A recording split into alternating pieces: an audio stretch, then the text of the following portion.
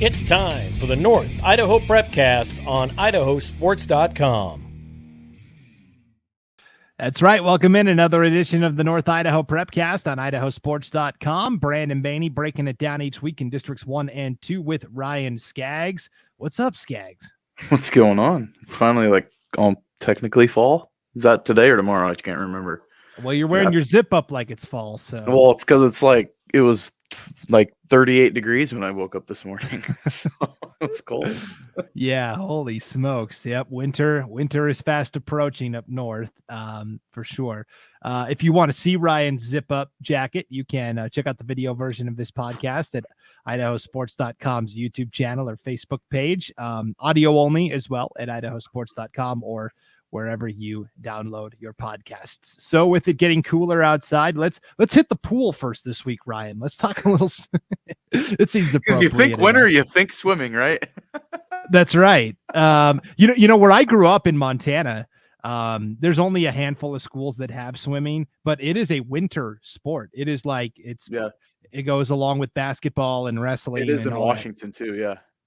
Yeah. Pretty interesting. So we wanted to talk swimming. We don't always talk a ton of swimming on the Prepcast, but we wanted to give a shout out this week to Ethan Harrell from Lakeland. Last week at a competition, he set a new school record in the 100 fly. That's a very short, very short race, but he did it in a minute, 2.37 seconds. So way to go, Ethan Harrell from Lakeland. Pretty solid time too. Good job for him. Yeah, no. And that may have happened actually. I might have been there when that was taking place, not actually watching the event, but I was probably working out at the Croc Center when they had their meet last week. So yeah, no, that's a 25-yard pool too. So 4 laps obviously, but that's awesome. That's a great job.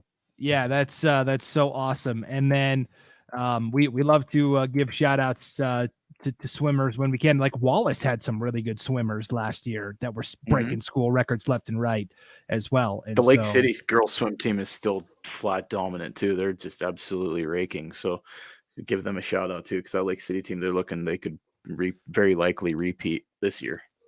Yeah, definitely. Okay, let's also give a shout out, and we've mentioned this athlete a couple of times on the Prepcast this year, but Anna Peters from Post Falls just continues to excel and be awesome, and she goes over. Not her. Post Falls as a team went over to Missoula on Saturday for one of the bigger, meets of the year. There's teams from Washington and obviously Montana come and Idaho, and she ends up winning the competition in Missoula. Yeah, I think she ran. It was just over 17 minutes to run the entire. I mean, that's just ridiculous. Let's be honest. That's so crazy fast. So, hats off to her on a great effort. I know that takes an insane amount of training year round to be able to do stuff like that. But to be able to turn in those times is just. Yeah, just phenomenal. So we definitely wanted to give a shout out to Anna Peters there, especially high. It was weird. I lost my video for a second, but we're back. Okay, yeah. Well, unlike your video that lags, no lag in Anna Peters' game. She's right. A phenomenal competitor, so she went over to Missoula and won there. Okay, also an impressive streak that's kind of been underreported this year. The Lake City girls soccer team is off to a 9-0 start this year, and when you couple that with the run they went on last year, and let's not forget, they are the defending 5A state champs. Nobody is talking about Lake City. Everyone's like, oh, Rocky Mountain, Boise, Timberline, yada, yada, yada. Meanwhile, Lake City quietly going about their business. The Lady T-Wolves just under the radar. I think they probably prefer it that way because that's how it was last year at state, and then they ended up running through and winning. They beat Gonzaga Prep last week. And that's a big win. That's a big win. Yes, that's no joke. The Bullpups are a very good program. They win 3-0, and with the win, they're now 9-0 this year. But they have won 26 matches in a row. They're unbeaten in 26 matches. So they've drawn or won 26 in a row. That's insane. And I look at it, and the way they play too. I don't think that's that. I mean, we're going to continue that streak. Let's be real. And I don't know if they've got Sandpoint still coming up on the schedule. That's going to be a tough game. But Yeah, I don't know about league this year. You know, the IEL's good, but man, they're head and shoulders above the competition. They could run the table this year very realistically. Um, and I see a repeat, and that's just me kind of looking at things in the landscape of soccer, and they like this like Rodney Dangerfield, we can't get any respect type thing, even though they're state champions. Um, I think that's going to continue, and they can keep playing with a chip on their shoulder, and they've kind of embraced that mantra. Yeah, I mean, they bring back a pretty solid 1-2 punch in Elliot Cordes and Georgia Whitehead. I mean, those two alone are incredible, but, you know, they've gotten contributions up and down the roster this year. And so it's been really fun to watch. You know, they played Moscow back on Wednesday, September 14th. And they played a neutral site game. Did you see this, Ryan? They met Moscow at the new Merrim Health facility out there in Worley. That's a cool facility too. If you haven't driven through there, I know that Lakeside's going to play a few football games there this fall, but that is an awesome facility. That's really cool for that community. Yeah, that is I saw the pictures of it and I was blown away. I was like, oh my gosh, that's a phenomenal facility. And so that was kind of cool that Lake City and Moscow met up, and then Lake City won 10-1 like they do. And okay, so you mentioned Sandpoint. They played Sandpoint all the way back in the season opener in Sandpoint, and they won 6-0. Now I knew they'd played, but I couldn't remember what the score was. And then they played back on September 7th as well. And they won that 8-0. So man, that's saying something, because that Sandpoint team's good. I mean, we talked about what they were able to do last year, obviously, but instead obviously missing the state playoffs. But yeah, I mean, you look at Lake City, and that just tells you the level of talent that's on that team. And I did get a chance to watch them play a little bit in their last home game. My son and I were like riding bikes and stopped and watched. The one thing that stands out watching them is their team speed is insane. I mean, for a girls soccer team to be able to play one with the unity that they have, but the speed that they have on the field is incredible for a high school girls soccer team. And it stands. I can only imagine watching them on that field turf out there at Merrim Health out there in Worley. There's a reason that score was 10 goals is insane. But yeah, that team, their speed is ridiculous. Yeah, they are legit, no doubt about it. And it'll be fun to watch Lake City as they continue to navigate through the girls' soccer season. Okay, let's shift to football now. I wanted to lead with the game that you were on the call for on North Idaho Game Night last week. Coeur d'Alene 14, Lakeland 13. But we got to get this one out of the way first. Let's talk a little 8-man football, Ryan, because this was the first results of the week for the entire state. Kendrick Century Club. Kendrick 104, Genesee 0. Oh, I know Justin Podrobsky's the head coach of Genesee, and he was talking about his crew, and they were missing one of their best players. But he had mentioned that Kendrick kind of called the dogs off too, and that was literally they were running 2 plays, and still knowing what's coming and being able to have that type of result. I don't care what level of football you are, but even especially an 8-man too. But that Kendrick team is for real. They're legit. They've got dudes everywhere. They play as an insane unit. They're just a machine. Yeah.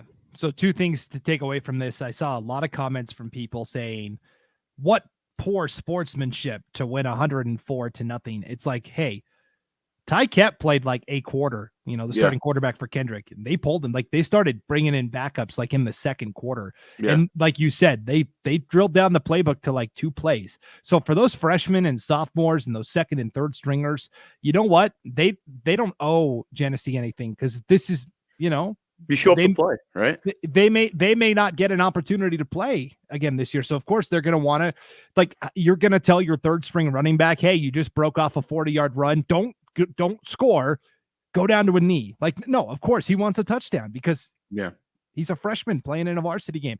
So I think that was unfounded. I think Kendrick did all they could in that situation in terms of sportsmanship. What are they going to start kneeling down? That's more insulting than putting up 104 points. What are you going to do? Receive a punt and then just take 3 knees and punt it back? And then, I mean, that's not football. Let's be real. Yeah, that's pretty patronizing, I thought. And then for Genesee, you're right. They don't have Angus Jordan, who is basically a 4-year starter at quarterback. He's actually from Washington. Genesee does a co-op with.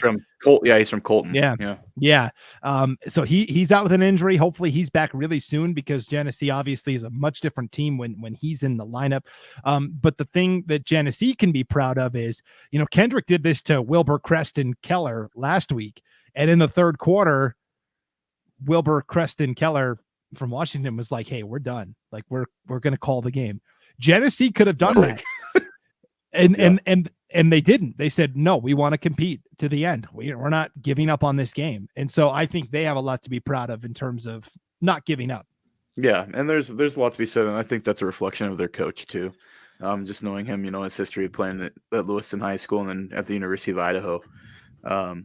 Coach Podrobski does a great job with those kids, and he's a good coach. And it's just obviously one of those nights you run into a buzzsaw. It kind of chips stacked against you, but it's just a gaudy score. But I don't think that there was any malintent or any maliciousness from Kendrick's side of things. And I think their coach, admitted to that. Like Genesee's coach said, no, like they're gentlemen and they were good sports about everything. So, yeah. And along the same lines, Kendrick's league rival, Lewis County, they played Meadows Valley in a non-conference game. Meadows Valley is a program that it's their first year of full varsity football in about 20 years. So they're a program that's, very new to this and still kind of building. And Lewis County's head coach, Monty Madrell, basically played his freshmen and sophomores, and that's it. He didn't play any of his upperclassmen because, he knew that his team was going to win the game. And I thought it was a really good nod of sportsmanship to say, what, I'm just going to play my younger guys and Ty Hambley and everybody else. You guys just sit for a game. There's a team that, in Washington is semi nearby, but Kettle Falls up here in northeastern Washington, they're playing a full JV slate this year just because of numbers. They've got so many freshmen and sophomores. Well, they actually agreed this last week to play a varsity level 8-man football game. They're an 11-man school, and they played 8-man football just to put some dates on the schedule. And you see kids step up in situations that, they do the right thing, and coaches generally the majority of the time do the right thing too. And, as parents, you can sit back and, know that your kid is going to be done right by somebody. And that there's nothing there. There was nothing malicious in any of these scores from the weekend. Definitely not. And now Lewis County plays Kendrick this Friday night. So we'll see. Game.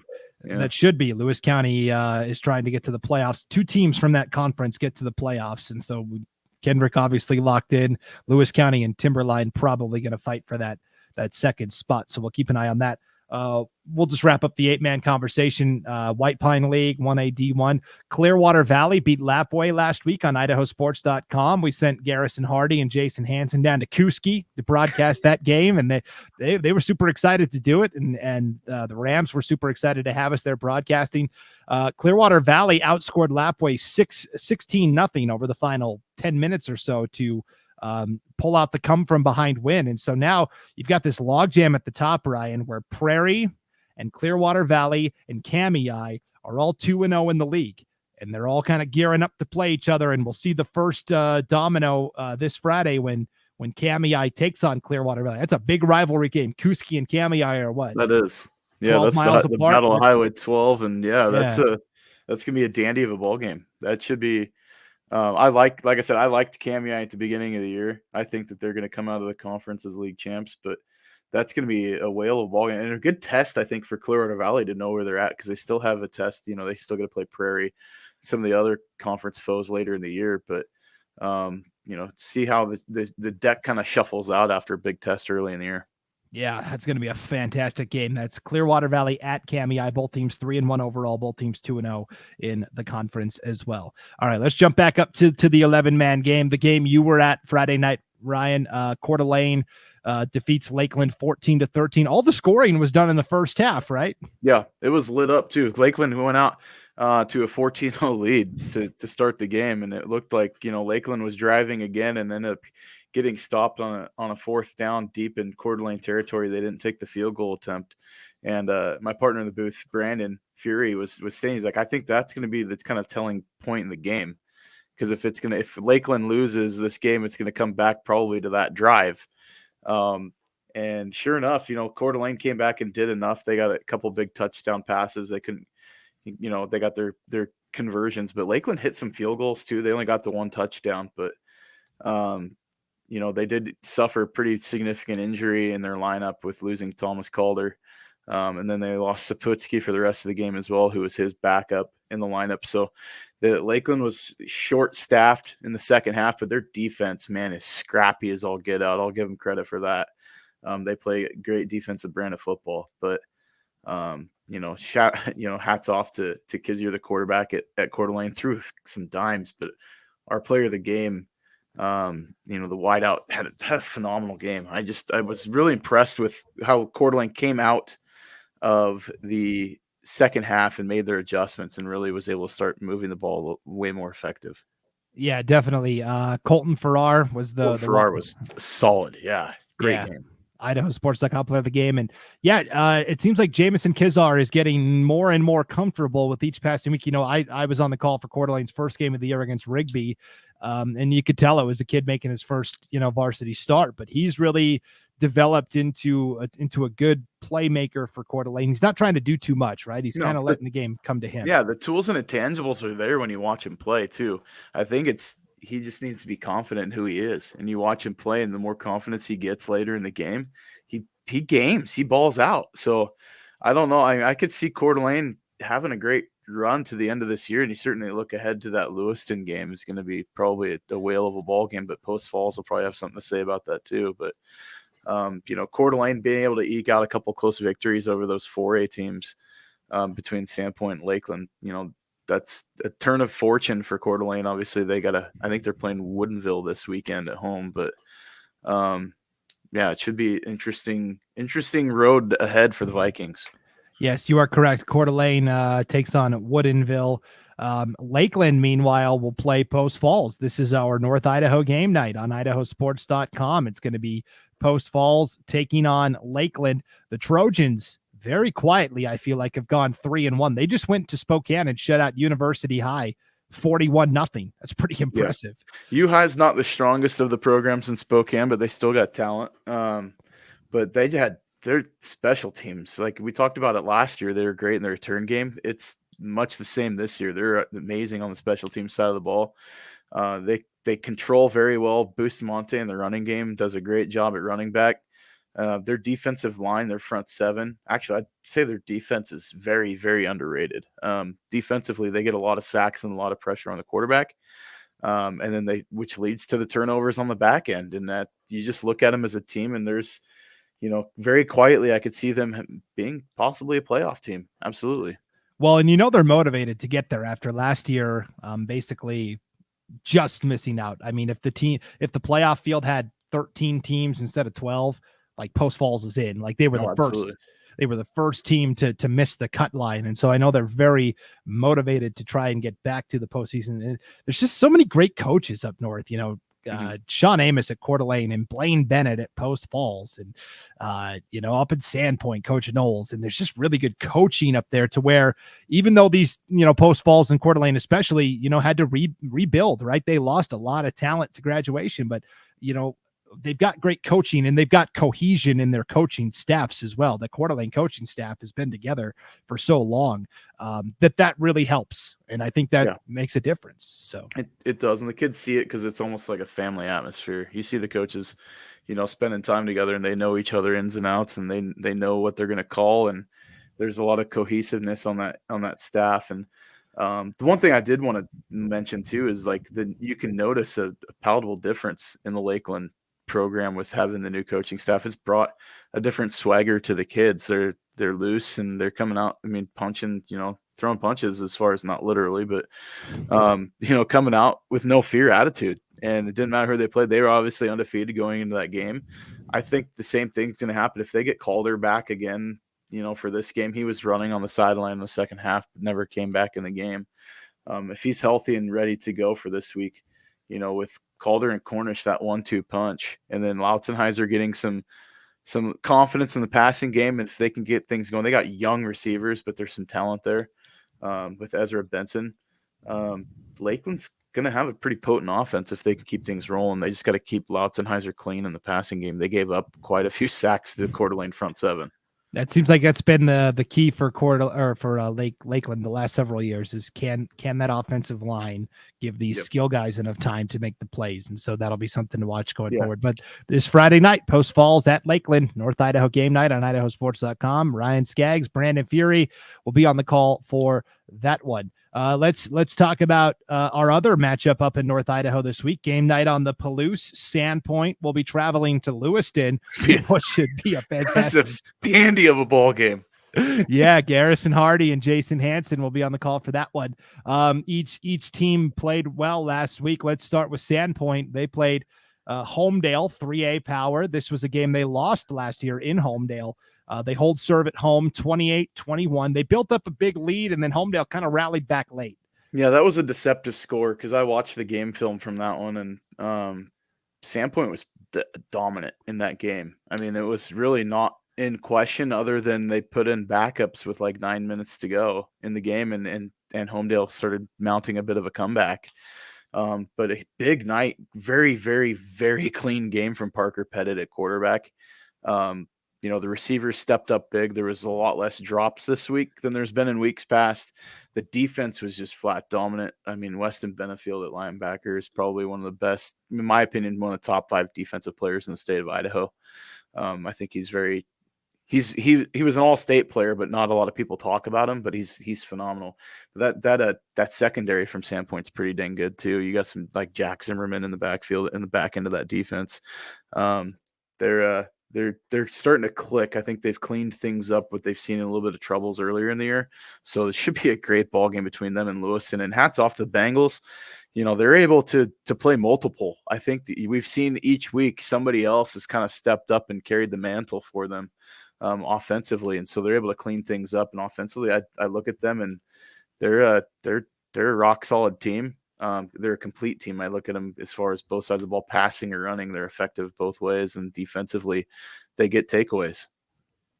Yeah, it's going to be a fantastic battle. Sandpoint, you mentioned Wes Benefield at linebacker. I think that group of 3 linebackers, you've got Benefield and Levi Ballison and Owen Wimmer. I would put those 3 up against any trio of linebackers in the state. All 3 of those guys can ball out for sure. Well, Wimmer's coming off of an injury from last year. He missed most of last year, and Wimmer probably would have found himself on the all-state list too. I mean, he's a great linebacker in his own right. So, yeah, that's a complete defensive unit for the Bulldogs. That's going to be Garrison's in. They're in for a treat down there in Lewiston on Friday night. That's going to be a heck of a game. Yeah, you mentioned Parker Pettit threw for 320 yards and a touchdown for Sandpoint in the victory. Big game for Pettit. Lewiston, they went to Pendleton, Oregon, and I don't know what type of program Pendleton is necessarily, but the Bengals had no problems with Pendleton. They get a huge win, 49-14. Drew Hottinger, very quietly has emerged as one of the best playmaking quarterbacks in 5A football. I think I saw him at the Rocky Mountain Rumble, and you could see the potential there. He was 10 of 16, 330 yards, 4 touchdowns, and he then rushed for 52 yards and a touchdown on the ground as well. And amongst all this, the Lewiston Tribune had this in their paper on Saturday. Hottinger threw a 94-yard touchdown to Austin Lawrence that set a new school record for longest play. I saw that play online. That's a heck of a play too. That was a great throw, but a great run by the receiver too. That was a phenomenal effort.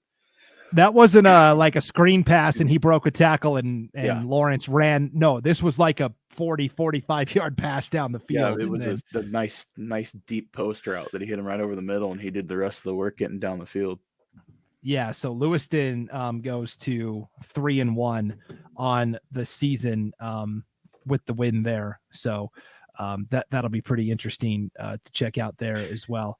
And it's interesting in that game if you want to look at records too for both teams. It's got a lot of max preps and implications, I think, for both teams. Who gets the victory? There's a lot to reap there as far as benefit for the playoff picture. Obviously, it doesn't do much because it's a 5A, 4A game, but I think for both teams, they're looking at it as a must win. Absolutely. Definitely. All right, let's move on to 3A, 2A football, Ryan, and this is going to be fun. So we're gonna take the viewers and the listeners behind the scenes here. So the computer that I have here that we're recording on, I've got a wireless mouse, and the battery in it just died. So I have no controls over. I got to plug this bad boy in and recharge. Now I've got an old school mouse that actually hardwires into the computer. I got to get it though. So let me swap out these mice, and while I do that, you're gonna throw me on the spot. Yes. Okay. While I do that, I want you to break down Kellogg's victory over St. Mary's last week. They won 44-21.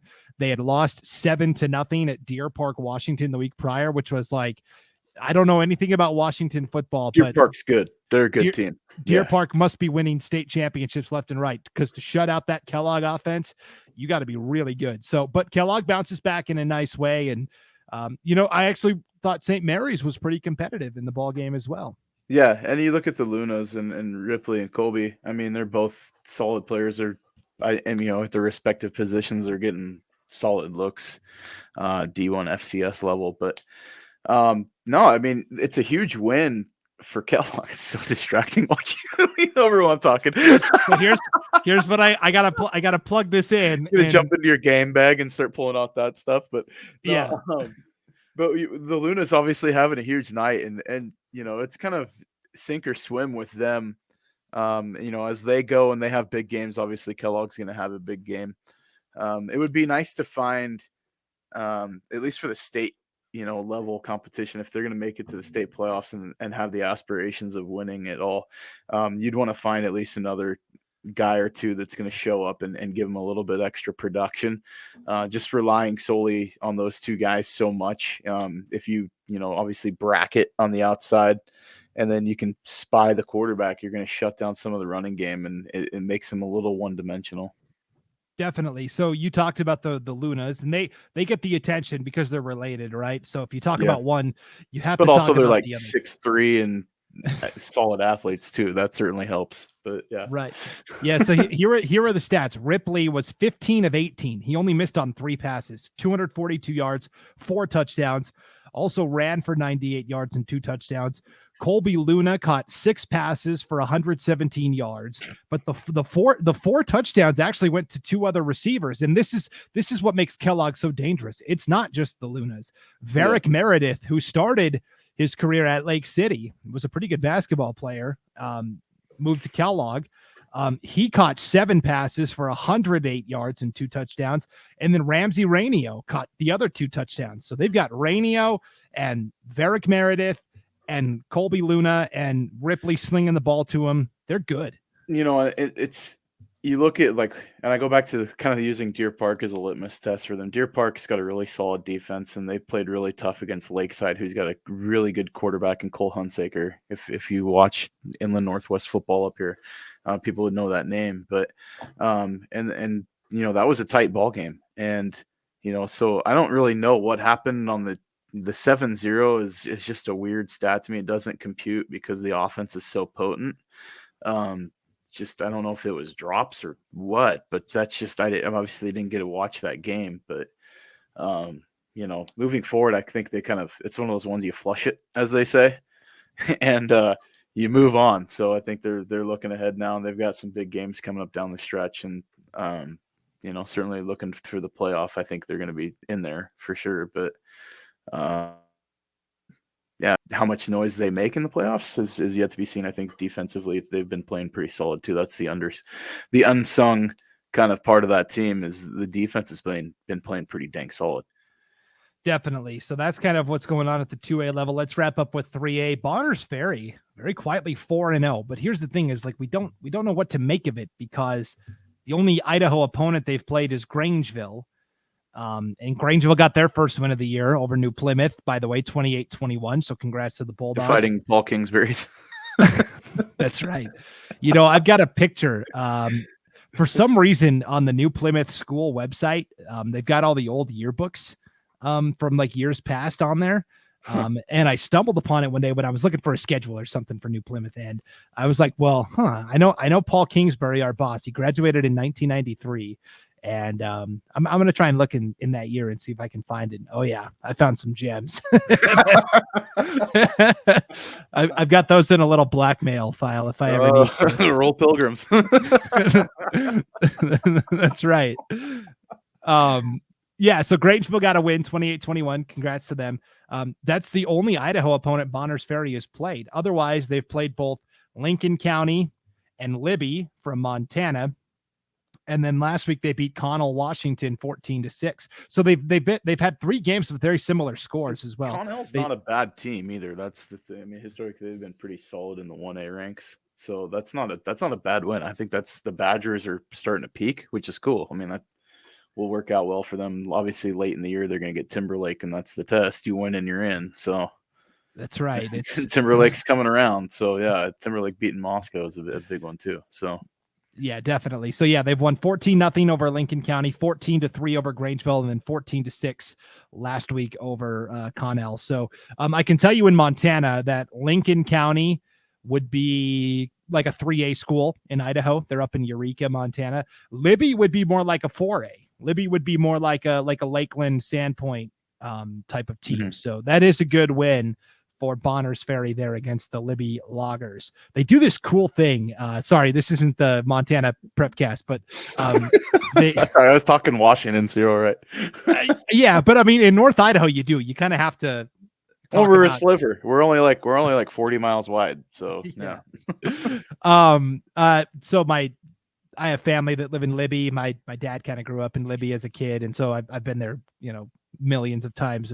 But before their football games, the Libby Loggers and their fans all bring these chainsaws, and they rev up the chainsaws like prior to the game and before the team comes running out. As a player, I played there in high school. It's kind of intimidating. That's awesome. It's like things you get away with then. I don't know if they're still doing it or not, but yeah, this was back in the mid 2000s when I played. So I don't know if they're still doing it, but yeah, they bring out the chainsaws and get them fired up. So good win for Bonners Ferry there. And then, yeah, you mentioned Timberlake, 58-28 over Moscow. This is a Moscow team that has fallen into disarray a little bit. Rob Bafus, great coach.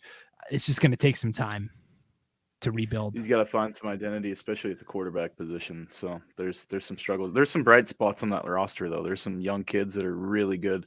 That freshman sophomore class is pretty good, but there's just they need some experience. Yeah, for sure. And so Timberlake 3-1. Their only loss was to South Fremont at the beginning of the year in a game that you were on the call for. And so here's the thing. If Bonners Ferry keeps winning, right, they're 4-0, and wouldn't you know it, they play another out-of-state opponent this week, so we're not going to be able to gauge. Well, there's one league date now because their league fell apart, but that's not their fault. Right. So Bonners Ferry plays East Valley from Spokane this week, and that's a tough. It's not. That's no. No. I'm thinking West Valley. You're thinking West Valley. East Valley got beat by Clarkston last week, like 62 to something. Like East Valley is down bad. Yes. So that should be. I was thinking West Valley. You're correct. So I mean, you're looking at their like 5-0.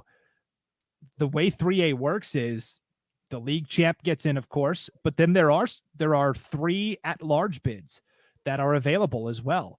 And Bonners Ferry could easily grab one of those at large. Or bids. Timberlake. I mean, they still have to play each other. Let's not slight the. Yeah. Oh, yes. Yeah. Sorry. Yeah. Whoever loses that matchup. Here's the crazy part. You don't want to make what's his name's dad mad like I did during baseball. Yeah, Mr. Bateman. Yeah. That's right. Yes, you're correct. So whoever loses that game has a great chance of getting into the playoffs as an at-large team. You got to figure the crazy thing in 3A football is right now in District 6, South Fremont is 5-0, Sugar Salem is 4-0, Teton is 4-0. Nobody's lost in that district. And one of those teams will grab one of those at-large bids, you would think. So, the window is small, but as long as Timberlake and Bonners both keep winning, there's no reason both of them can't be in the playoffs. I mean, and you look at the other conference, like the Western Idaho Conference, like, we know Homedale's in. I don't know if like Fruitland and Payette and everybody, Weezer's right there too. Obviously coming off of the state championship last year, but outside of two teams, I don't know if either of them would grab a bid over a 5-1 or 5-2 or 6-1 team out of the North.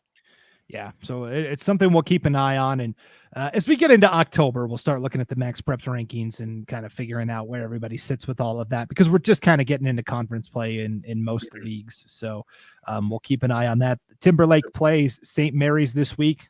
The gauntlet continues for the Lumberjacks. We'll see if they can. No days off. really, there aren't. Yeah. So we'll keep an eye on that as well. But man, there's going to be some good matchups. I would say the best matchups this week, though, are kind of at that 5A, 4A with the two games we're going to be bringing you on IdahoSports.com. Lakeland hosting Post Falls and Lewiston hosting Sandpoint. And then that Clearwater Valley Kamei game at the 1A level is also going to be fantastic football. So. Yeah, I'm saying this is the weekend to keep your eyes peeled for an upset. There'll be one somewhere in there that's just going to like stand out and you're like, what in the world happened there? But I think we're probably primed now, getting that time of the season, or at least get one of those games a week where one of the better teams is going to start getting picked off. And maybe it happens up in Rathdrum this weekend. I don't know. But Lakeland, if they can play defense the way they've been playing, man, they're going to be in every ball game. So we got a dandy one on Friday night. That's going to be a fun game. Definitely. That's going to be a fantastic battle. And again, if you want to see everything that we're broadcasting each week, just click on the game streams tab. It's right on the homepage at IdahoSports.com. All right, Ryan, have fun on the call of your game on Friday night. And we'll be back next week to break it all down again. So sounds great. All right. Thanks for tuning into the North Idaho Prepcast, everyone. For Ryan Scaggs, I'm Brandon Baney. We'll see you next time on IdahoSports.com.